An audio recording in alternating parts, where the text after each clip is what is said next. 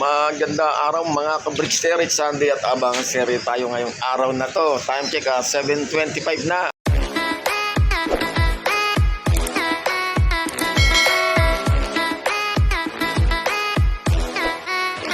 At nagpo si Boss Ron sa GC at di pa nare-release ang mga kalapati sa Gumaka, Quezon dahil medyo makulimlim pa ang panahon dun guys at tinitay pa nila ang magandang panahon at ayaw pang dumungaw ni Haring Araw. Ayan, para safe ang ating mga kalapate. Ayan, kaya hintay-hintay muna tayo ng konti kung anong oras pa may re-release sa mga kalapate. Meanwhile, at ayan, ating mga kalapate guys, di pa tayo nagpapakain. Paano ba naman tayo makapagpakain simot sa sarap na pala yung ating ayan na lang natira, konti na lang. Paano gagawin natin dyan? Siyempre pupunta tayo kila Madambing at Boss Angelo, requestas ng 4A rice, egg and poultry supply dyan sa Gumaok. Doon tayo mabili natin mga vitamins, mga pangailangan natin mga alagang kalapate guys. Ang ating mga mix patoka, 8 kilos, matik yan, good for 4.5 days. Swerte na lang kung umabot ng 5 araw yung 8 kilos natin.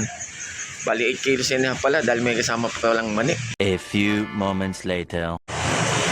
Paaganda ng sikat ng araw guys. Kung medyo malilit ang release sa Gumaka, Quezon ng mga kalapate ay siguradong mainitan ang ating hintayin ngayong araw na to.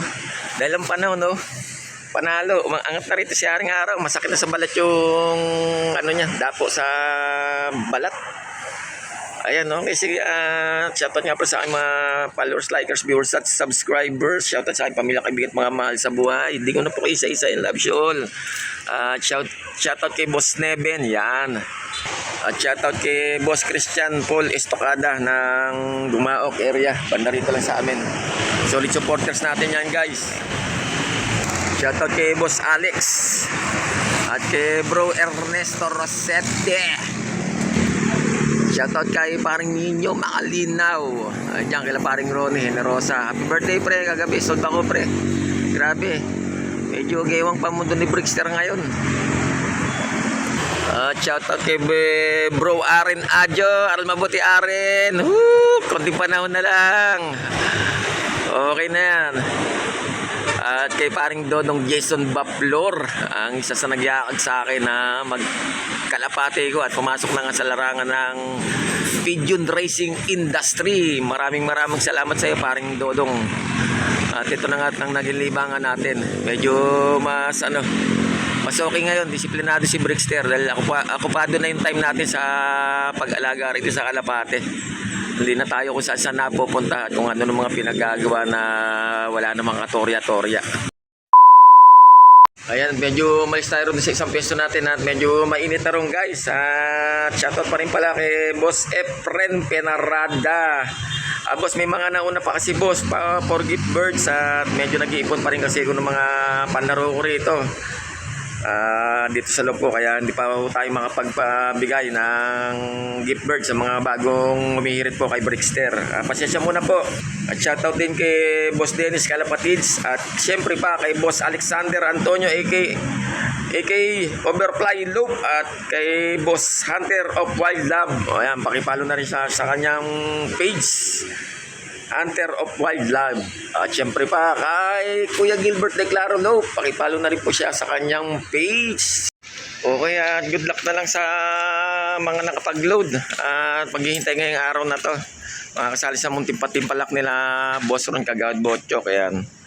Okay, shoutout na sa mga admin at coordinator ng SJDMRP sa Kalam.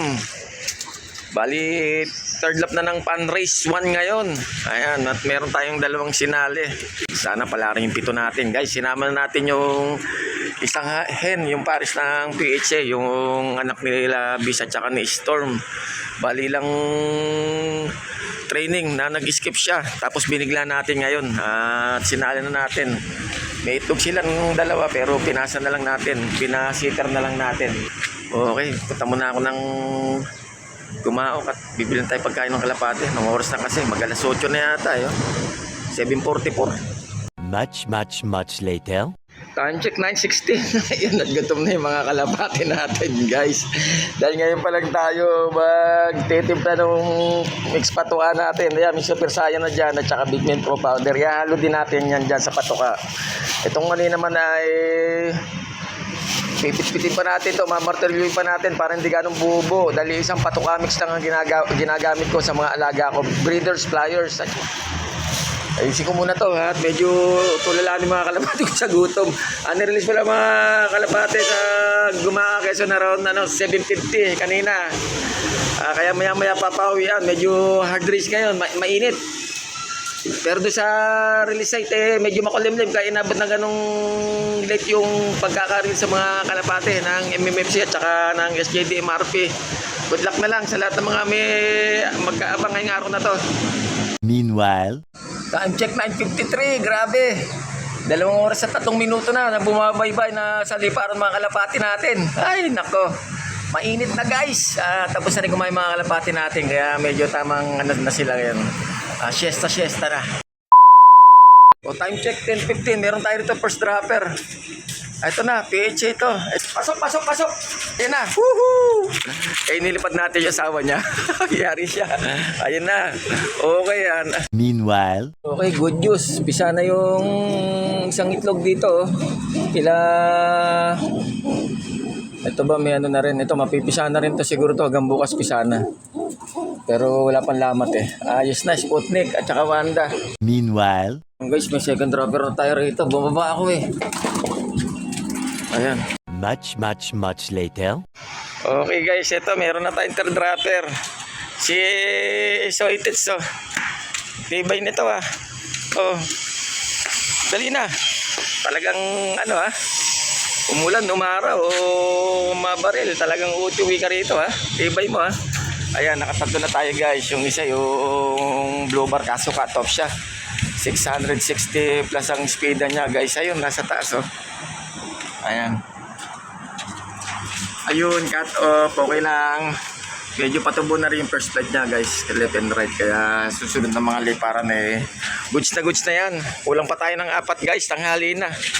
At nag-prepare na tayo ng podi ng ating 2 Junakis. Time check 2:40. At magpahinga tayo. Check nga natin kung nadagdagan ba yung mga kalapati natin. 3 lang kasi kanina kulang pa tayo ng 4.